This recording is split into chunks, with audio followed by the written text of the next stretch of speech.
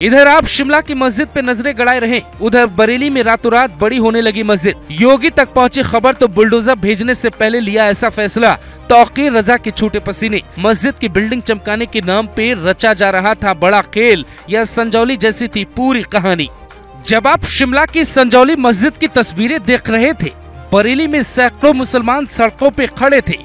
उन्हें बुलडोजर से ज्यादा एक कागज से डर लग रहा था। खुद को मुस्लिमों का रहनुमा कहने वाले तौकीर रजा के भी होश उड़े थे, क्योंकि शिमला जैसी कहानी अगर उनके शहर में दोहराई जाती तो अंजाम क्या होता वो खुद भी जानते हैं। फिर सवाल ये है कि अंजाम जानने के बाद भी प्लान कौन बना रहा था।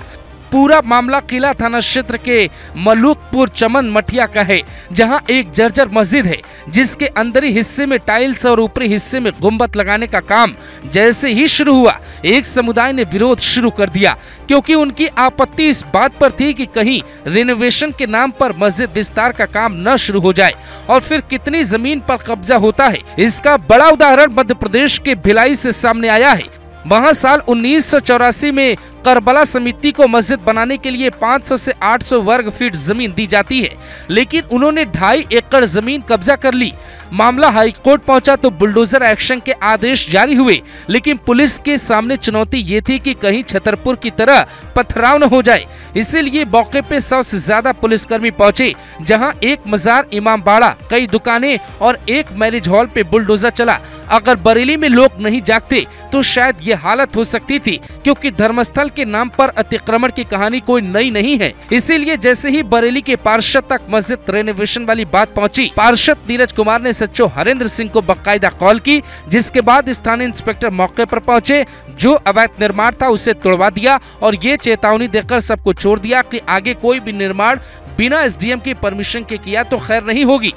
पर सवाल ये उठता है कि बिना परमिशन निर्माण की हिम्मत आखिर जुटाई किसने? क्या निर्माण कराने वालों को नहीं पता था एक कागज नहीं होगा तो निर्माण नहीं रुकेगा, बल्कि बुलडोजर भी चल जाएगा? क्या उन्होंने योगी का आदेश नहीं सुना था, जहां भी अवैध निर्माण दिखे उसे तुरंत हटाओ? ये मत देखो कि सामने वाले का रसूख कितना बड़ा है।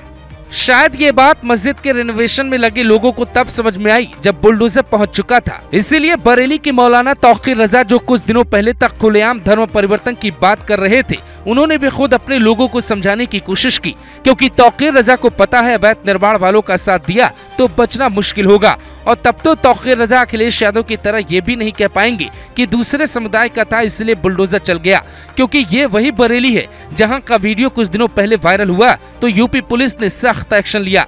बिल्डर राजीव राणा के घर और रिजॉर्ट दोनों पे बुलडोजर चला दिया, जिससे लोगों में ये संदेश गया कि राणा हो या यादव, सब पर बुलडोजर चल रहा है।